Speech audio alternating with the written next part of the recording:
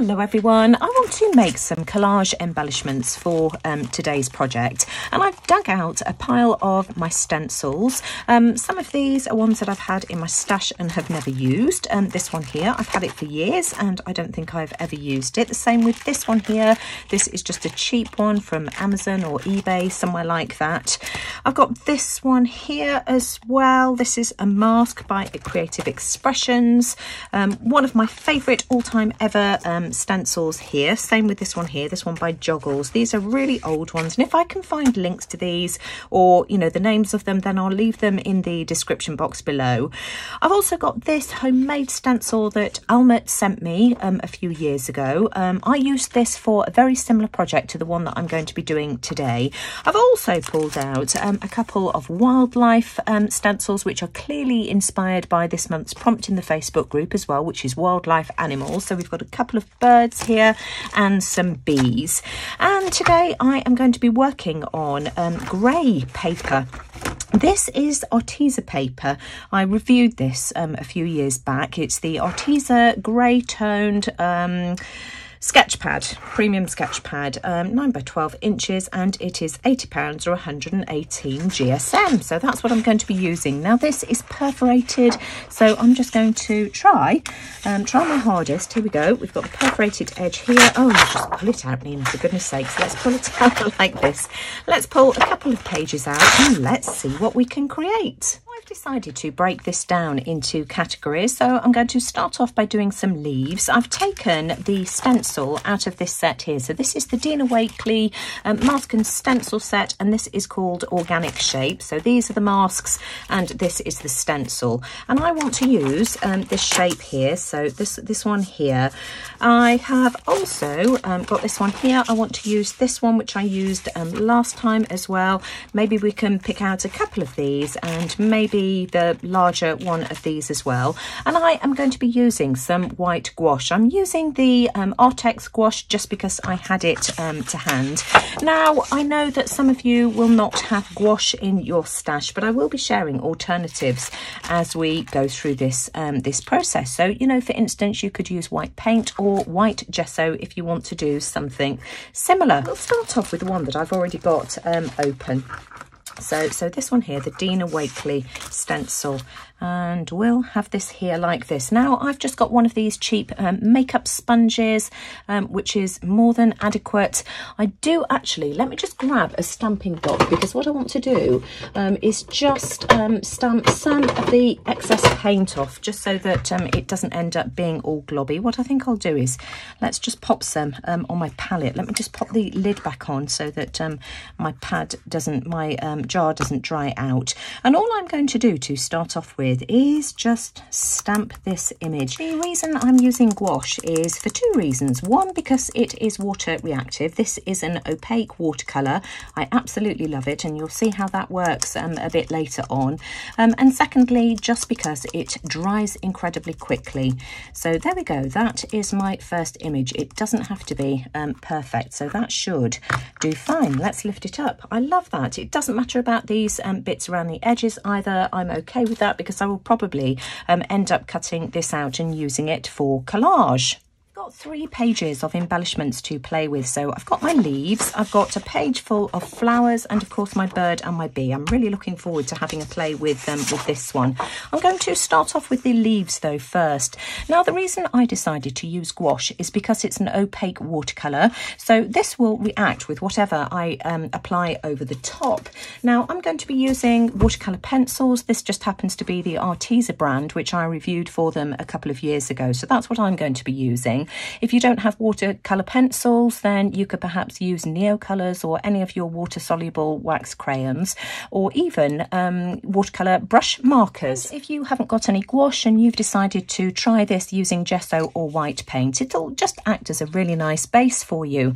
Now the colours I've chosen to work with are, now where are they? Coyote Brown and Yellow Ochre. I think this is a really nice combination. So what I am going to do, let me just move those ones out of the way. I'm just going to apply a little bit of my pencil just around the edge like this. We'll start off with this flower here, this leaf here first, and then we can choose different colours for for the others. Just a little bit of pigment, not too much. We can always add more. So just like this, and then I'm going to activate this with a paintbrush. Got my green down, and now I'm going to add some of my yellow ochre. So we'll add a bit of this in the middle. And these colours will start to mingle with the white underneath and hopefully give me a really pretty effect. We can maybe add a little bit on the stem as well. Now I'm just going to activate this using a watercolour brush. This is a number 2 with just a small amount of water on it.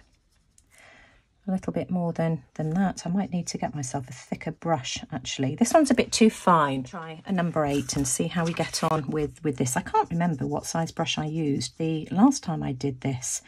I want to leave a white edge as well, just because I think that looks really, really pretty. But I'm just going to activate these colours, and it just gives you a lovely shading. And I shall just do this over all of my leaves. Look how pretty that is. It's just such a lovely effect.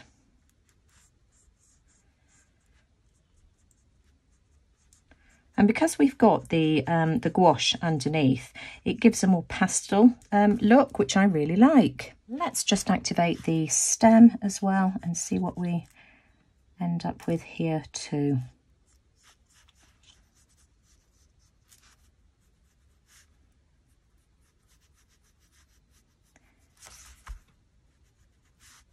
I really like that. I think that's beautiful. Let's do another one. This time I'm going to use Aegean blue and pear green.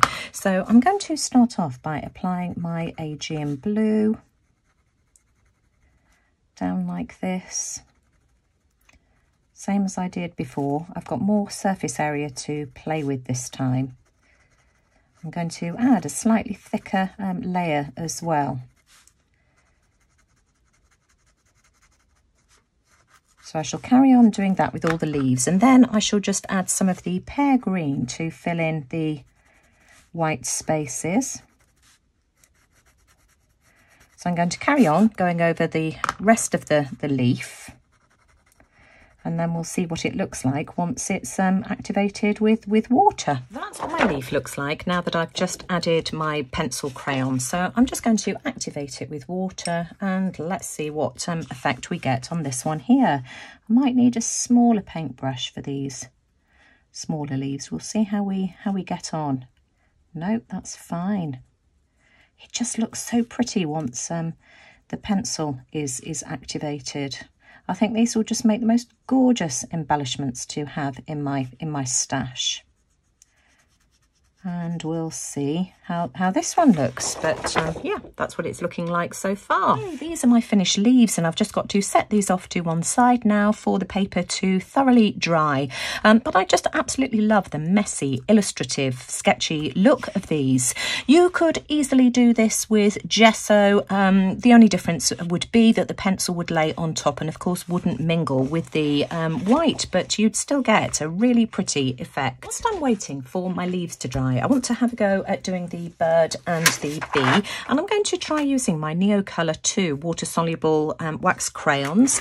I've pulled out a couple of colours which I want to start off using for my bird. Oh, I've broken my white one, never mind. And what I'm going to do is I'm just going to apply some yellow just for the beak. Absolutely love this colour here, which is cobalt blue, and I'm just going to add some of this around the outside. I haven't used my water-soluble wax crayons for absolutely ages, so just really enjoying bringing out some of my older supplies for these Let's Get Arty prompts. So we'll just add some of this. I want a bit of purple in there as well. And hopefully these will all blend together really, really nicely. I'm also going to add some white. Now, where was the bit that broke off? Let's just use that anyway. And what colour do I want to go in there? Maybe a bit more of the purple. let's see how we get on with this. I also want to introduce a little bit of this turquoise blue as well, just to add some light blue into the mix as well. So add a few touches of that. And let's blend this together and see what we end up with. Now, what have I done with my my tissue? So let's see how this looks. I'm going to start off at the bottom and work my way up. That's too much water on my paintbrush. And these just blend together absolutely beautifully.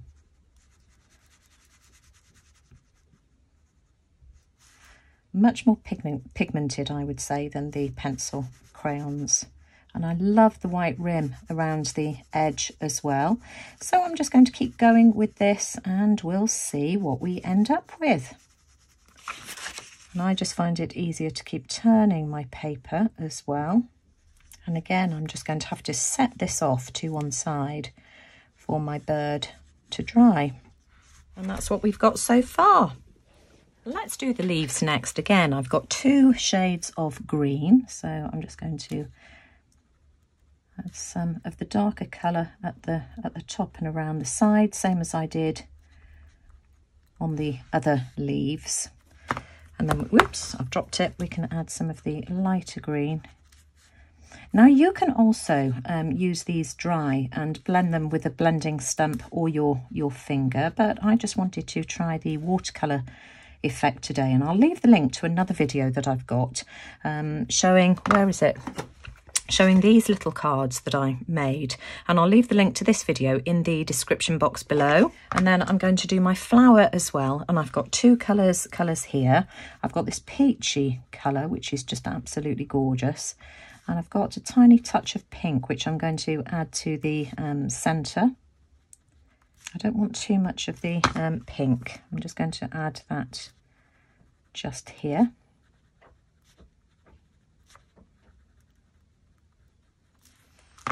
Then let's blend these as well. I'm using the smaller paintbrush this time. But again, I just love that messy, sketchy look that you get by doing this. It's just so beautiful. Finally, let's add the detail to our branch. Now, I've got 3 different colours here. I've got a brown, I've got this raw umber as well, and a bit of black. So let's see what this will produce. The brown for me isn't quite the right shade. I wanted something just a little bit darker than that, but I do want to add a few different tones. So that's that one there. We can add a little bit of brown into it as well, and we'll see how that goes. I might skip the black. Yep, that's perfect.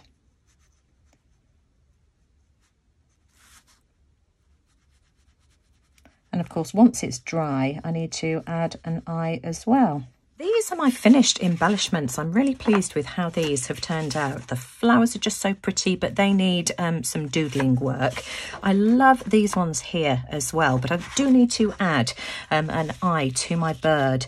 Now, let's have a look and see if I can do this without screwing it up. I want his eye something like this, and I'm just using one of the Uniball pens. This is the Uniball Eye, and so that is it. I might play around with his eye just a little bit, and I'll probably add a white dot in the centre as well. Cut these down, added a couple of white dots to my bird. So this is how I will use these, and I'll probably mount them, I don't know, maybe on fabric or something, or some, you know, pretty background paper. I don't know. I'll see how I feel at the time. I spent a bit of time doodling, and these are my flowers. Now, for the doodling, I used a 0.8 Jelly Roll pen, the Uniball Eye Pen, and the Posca pen, and this is what they look like. Aren't they pretty? They're so cute. And of course, I fussy cut around the edges, just leaving a little bit of the grey border, just because I think that looks really funky. So let me show you some of these. I love this one here. The pink and the grey just works together so nicely. That's that one there. I also added the black on this one here. I did find that because these are wax pastels, that trying to get the jelly roll pen was a bit tricky. So I ended up adding the white doodling just around the edge of the petals. I don't know whether you can see. And this one here, I found that the Uniball Eye was able to go over the all pastels with no problem at all. But I actually prefer it with the white, but they're all pretty. My leaves. This one here, I did add a little bit of white doodling, so I like that. This one here didn't need it because you can see the gouache, but I just really like that grey border. So let me just hold these close. And next week, or very, very soon, I'll share a video showing how I'm going to use these, but I just think these will be great fun for using for collage. I'm leaving my video here for today, but I hope it's given you some ideas and that, you know, this is perhaps a technique that you would like to try as well. I mean, such pretty pieces, I think, to use in various projects. And as I've said, I'll be back soon and show you what I've got planned for some of these. If you've enjoyed today's video, as always, I'd really appreciate a thumbs up. Do let me know what you think in the comments below. Don't forget to go and check out Kylie's video this week as well and see what she's been up to. But most importantly, thanks for watching. Take care, everyone, and I'll see you all again soon. Bye for now.